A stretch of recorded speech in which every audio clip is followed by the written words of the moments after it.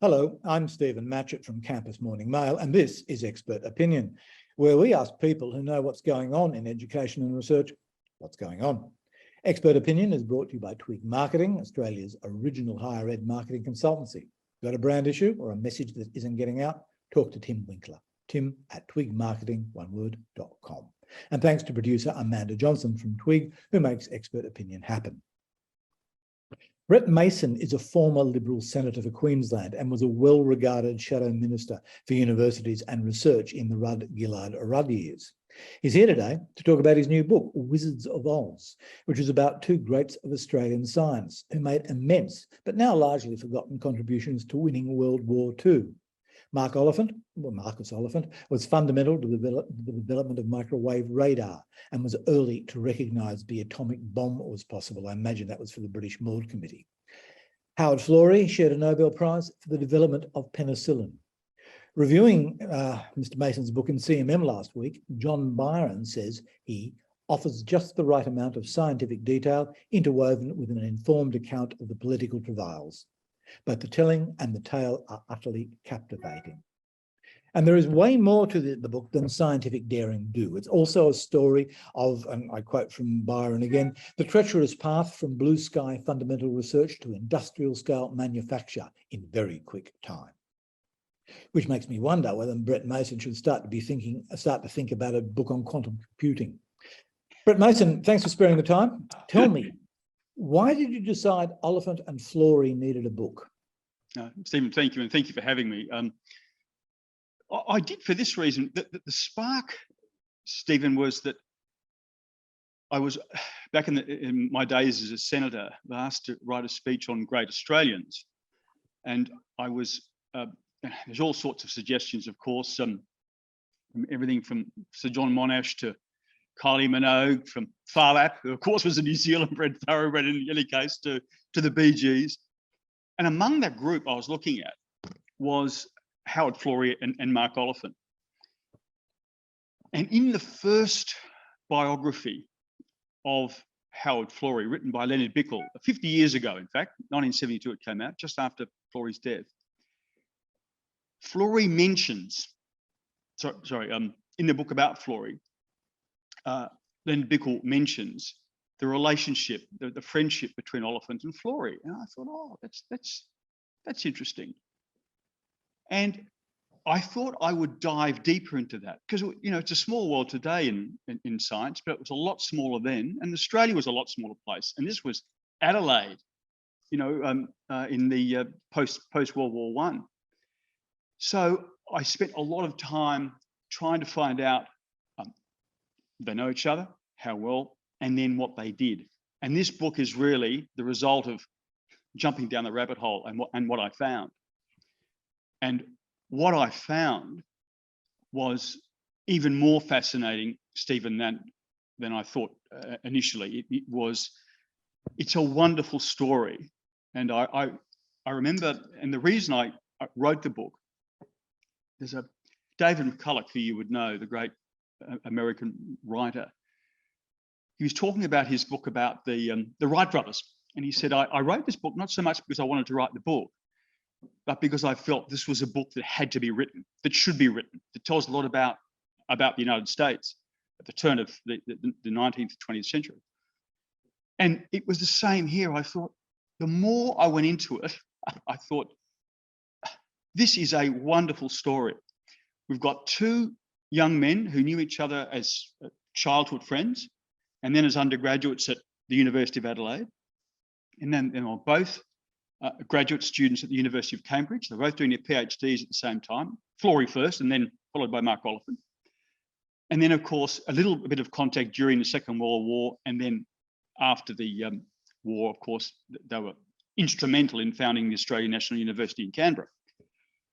But what those two young men from Adelaide initiated were the three most consequential innovations of the Second World War, being microwave radar, the atomic bomb, and penicillin. And Stephen, every time I say that, people go, well, who says that? You know, you say the three most consequential. Clearly, they are consequential, but are they the most significant? Well, it's the Americans that say that. It's not Brett Mason. It's the Americans. And Vannevar Bush, who was President Roosevelt's science czar, you know, the head of the Office of Scientific Research and Development during the Second World War, he said that, I got the quote right, somewhere here, but he says in it that that the Second World War was unusual because it was decided by weapons that had not even been invented at the beginning of the war. And he, of course, nominates the atomic bomb and microwave radar. And it was quite common to read as I was doing research that everyone said, it was the atomic bomb that finished the war, but it was microwave radar that won it. And of course, it was penicillin that enabled millions to survive it. And so those three great innovations were initiated in Oxford University and Birmingham University by teams led by Mark Oliphant and Howard Florey. And if that isn't a great story, that's, as I say, the Americans say that. And when you put the pieces together, you have a story of unbelievable consequence. And I argue in the book, gently, I think, but I hope with some persuasion, Stephen, that they are the two most consequential scientists, certainly, and perhaps the two most consequential Australians in our history. How did they start? I mean, are they rich and well connected in Adelaide gentry? Look, Florey came. It's a quite fair question. Look, Florey came from a well-off family. His father, Joseph Florey, actually had a boot factory and actually shod the first AIF. So he had some money, but in fact, it's funny. By the time the war finished in 1918. He had lost a lot of his money, Joseph Florey, and he died not quite in penury, but with little money. And he'd been an evil accountant, had taken all his money. But I think it's fair to say that Howard Florey was a golden child. He was gifted. He was gifted. A Rhodes Scholar, as you know, and he was very good at cricket and tennis. And he even had arresting good looks. I don't know if you've seen the photographs in the book, but someone once said Howard Florey looked as though he'd stepped out of The Great Gatsby. You know, he really had everything going for him. He was an extraordinary young man. Mark Oliphant, Mark Oliphant's parents were vegetarians. They were theosophists. They were a little bit countercultural for the time. And in fact, it's funny, I remember Mark Oliphant's grandson telling me when I embarked on this research, he said, never forget, he said, my grandfather was, for his entire life, was always an activist. And that says a lot about Mark Oliphant. He certainly was. But in the end, you know, it was their brains. So Florey received a Rhodes Scholarship. And then Mark Oliphant received a scholarship the next year, a travelling grant to Cambridge, where he desperately wanted to work under Sir Ernest Rutherford, you know, the great New Zealand physicist who you'd know. So really, both of them were highly intelligent and a bit lucky, and a little bit lucky, but luck plays a part in life. And they both ended up, again, at Cambridge together. It's extraordinary. They're both at Cambridge together. In fact, it was Howard Florey who met Lord Rutherford even before Mark Oliphant got there. So it was a small community, Stephen. It's very small. So they all knew each other. And they had to go overseas to pursue this science? It's a good question. Yes, to embark on the research they wanted to. These were bright men excited by their futures, as young men who are 20, 25 usually are. And let's go to physics for a second. Ernest Rutherford had come to the University of Adelaide, and Mark Oliphant had seen him, not spoken to him, not touched him, but seen him, and was electrified by his his performance, and he desperately wanted to go there. This was the high point, really, in physics. This was the golden age of physics, Stephen. And there's a quote in the book from Jacob Bronowski, who describes this period of physics as not just the greatest collective work of science of the 20th century. He calls it the greatest collective work of art of the 20th century, greater than the Iliad, greater than the pyramids, greater than any Titian painting, that they were seeking to divine patterns of the minute universe. And of course, Mark Oliphant thought, this sounds great. I want to be part of it. So he had to, in effect, go to Britain. And Florey, when he went to Oxford on his Rhodes Scholarship, he thought he'd never come back. He thought he would go to Britain and spend really the rest of his life there. And yet, your question hints at something important. The Braggs, William and Lawrence Bragg, were both in Adelaide when Oliphant and Florey were. And of course, they both won Nobel Prizes, but they had to go to Britain to win them. And in fact, Sir Lawrence Bragg is, I think, still, the youngest science Nobel Prize winner ever.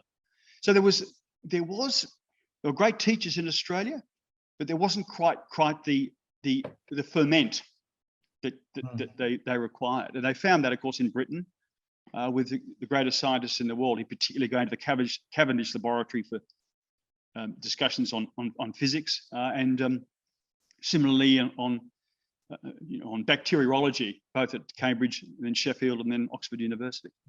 How did they come to what they did? Was it just pure serendipity, or were they working towards a goal in both cases? I often used to think, Stephen, there's a lot of luck in politics, probably a lot of luck in journalism, and there's a hell of a lot of luck in science. Let's be frank. Sure, there's hard work and so forth, but in the case, if you go to penicillin, first of all, with Howard Florey, as you know, Alexander Fleming had discovered or rediscovered the antibacterial properties of mold, the penicillin mold. This actually wasn't that new. Pasteur had used it in even folk communities. Australia's Indigenous people had even used, mold from the shady side of eucalyptus trees to put on their wounds.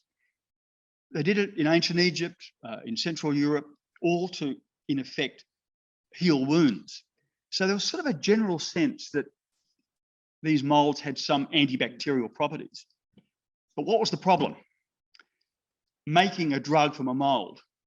And Fleming had come nowhere near it. And in the end, both Howard Florey and Ernst Chain, who was the famous German-Jewish scientist, chemist, a brilliant man, if somewhat volatile. They decided one day that they would go for penicillin and see if they could extract the active ingredient and make a drug. And they could have gone. They tried first with Tears lysosome that has antibacterial properties. That didn't work. And they stumbled on penicillin. They did a bit of background work. Ernst Chain did quite a bit of reviewing of sources, as scientists do, and thought, let's go for this. But there was no certainty. There's a forest of uncertainty, Stephen, in all this. And they decided to go for it. And then Florey had to raise the money to do the research, had to find the team to actually be able to do it. And he was the first really to bring on these, what you might call, interdisciplinary scientists. Just so he had a chemist and someone who was good with biological stuff, and he as a physiologist and others, and he brought them all together to work on this project, raised the money, and then through thick and thin, as you know, finally came up with this brown powder that they used on those famous mice experiments in 1940. With Mark Oliphant and nuclear physics, again, a lot of it's luck. You know, they didn't even really want to. Being practical wasn't why they did this. Florey didn't invent penicillin to, as he later said, to, you know, because of worries about humanity. He thought it was an interesting scientific endeavor, as did Mark Oliphant and Ernest Rutherford. They wanted to unlock the secrets of the universe and the secrets of matter, find out what made up this pen, you know, what inside that invisible universe, what did it look like?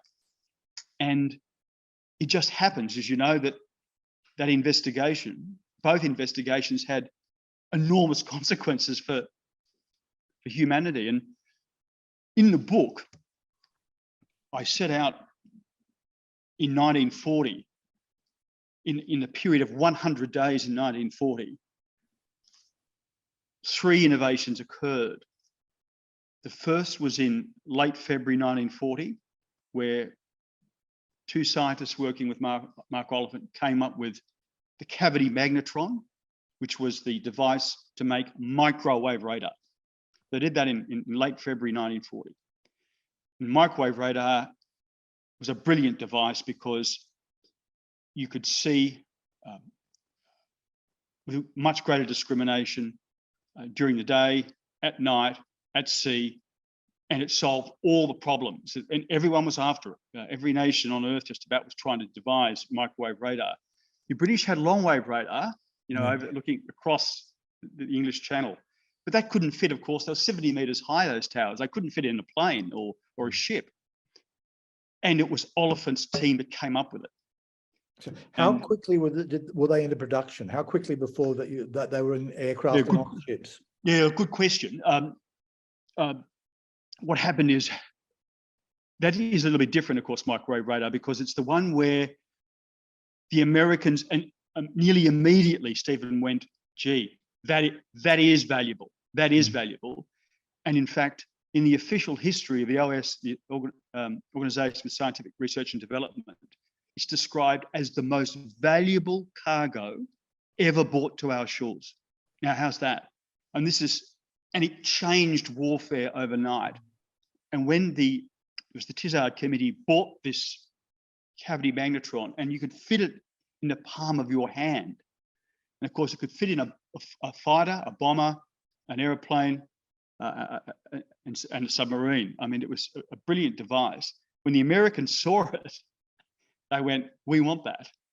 And they, of course, you know, great at perfecting these weapons of war. And they did it at the radiation laboratory at MIT, the Rad Lab at MIT. And it was, if anything, all the literature nearly says this, it was microwave radar that won the war.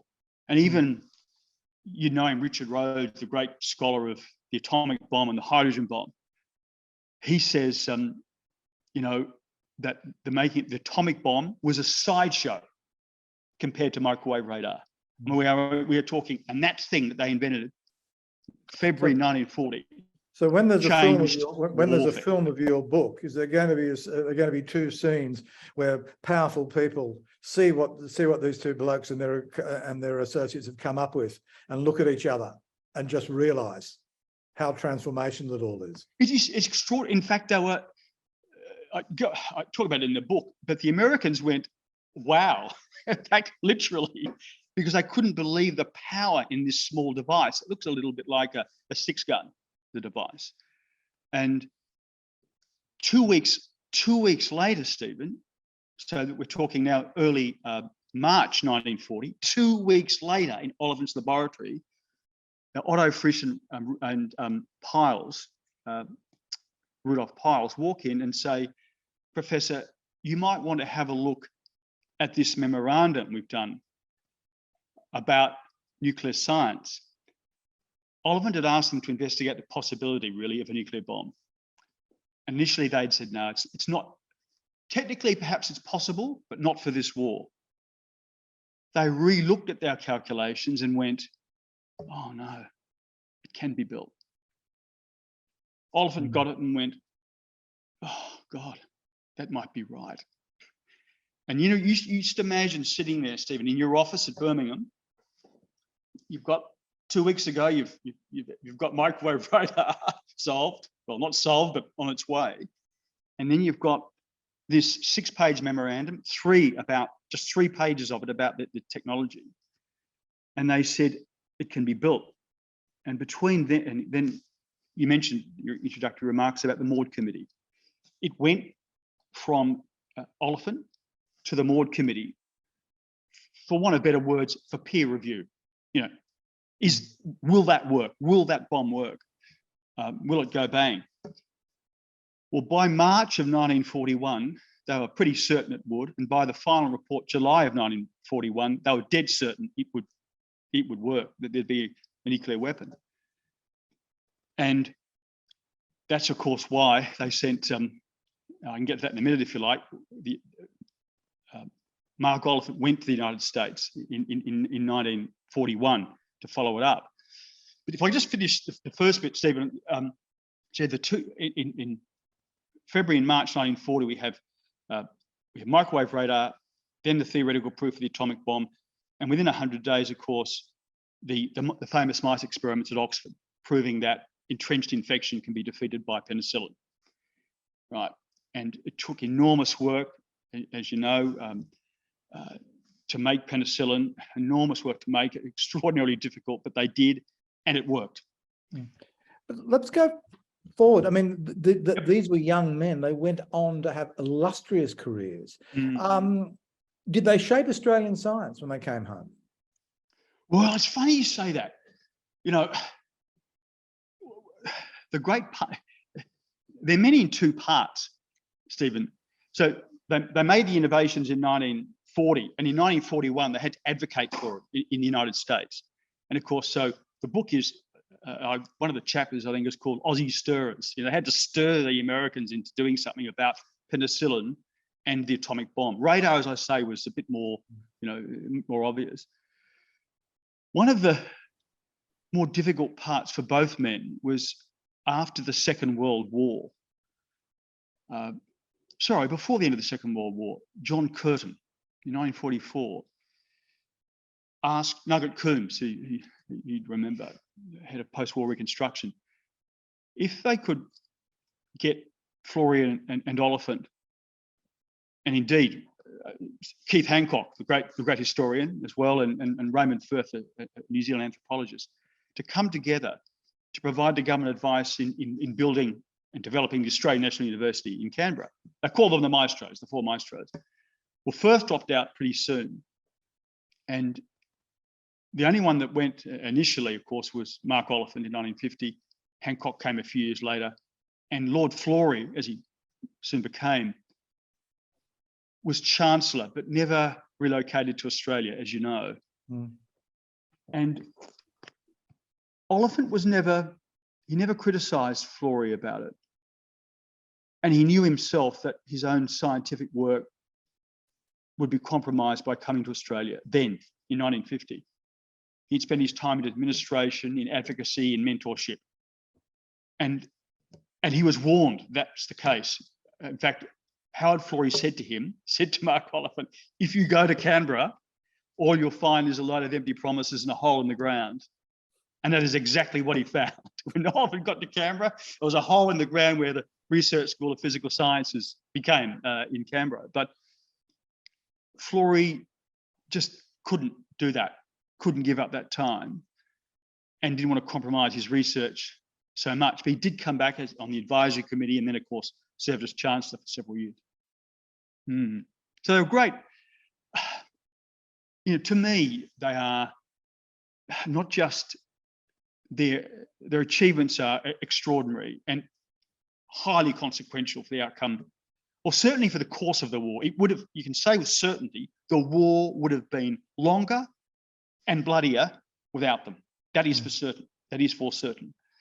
Whether it would have changed the outcome is harder to discern if they hadn't had microwave radar and the atomic bomb and penicillin. And yet they did not start with a specific brief. No one said to them, go and create something we can see over the horizon with. No. Well, with radar, yes, because they had long wave. And it was a funny thing, Stephen, that when he was tasked to do this, he had no idea. Radio technology wasn't something that Mark Oliphant knew anything about. But he said that was a blessing because he started from first principles. And so he shot ahead of the universities at Oxford and Bristol. And it was it was the Birmingham tortoise that got the prize and made this extraordinary device. With penicillin, no. I mean, there was no particular, he wasn't charged to do it, and he invented it, but it was expedited because of the war. Clearly, that was important during the war. And the atomic bomb, because there was discussion prior to the Second World War, the Germans had achieved fission with the uranium atom. They'd achieved it prior to the war, and they had even been speaking about a uranium device. This is the Germans prior to the war. So Oliphant was worried. And when Frisch and Piles, the German scientists, came in, and those German Jewish scientists came in with that memorandum, he went, "Oh, for God's sake, we have to do this now. We have to get the Americans to build it, because if we don't, the Nazis will." And that's why they built it. To young research scientists now who come and read your book over the summer, as many hopefully will, I'm sure will, what lesson do these careers offer?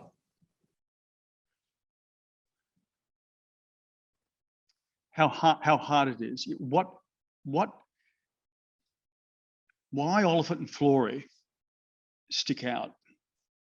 Now, I'm not a scientist. I finished science in year 11, Stephen. You'll have to forgive me, but my sense is this is what made them such significant Australians, is that they saw a problem, brought a team together, raised money, and got it done. The idea of some boffin sitting in a laboratory, by him or herself, like Alexander Fleming was, let's say, playing with microbes, was over. What Florey and Mark Oliphant did very much was usher in the age of big science. And I know a lot of money, but also advocacy. I hate this word, Stephen, but what Oliphant and Florey did, not only did they invent those innovations, but they had to operationalize, terrible word, but they had to operationalize those great innovations. So you need to have, as a scientist, a senior scientist, not only great technical capacity, but also some great advocacy and managerial skills as well, certainly in senior levels. And they had them all. I think that's a brilliant place to hold this on. I know you're busy and I won't hold you up. Tell me what's the book and where can people get it? The book is Wizards of Oz, and where is it? There's a copy right here. How Oliphant and Florey Helped Win the War and Shape the Modern World. It's published by New South Publishing, and it's available from the 1st of October, which is Saturday, Stephen. Excellent. Thank you for your time, sir. It's been lovely to talk to you. It's been a long time. Thank you very much. Brett Mason, author of the new book, Wizards of Oz, on scientists Florey and Oliphant. Thank you, sir, and we're out.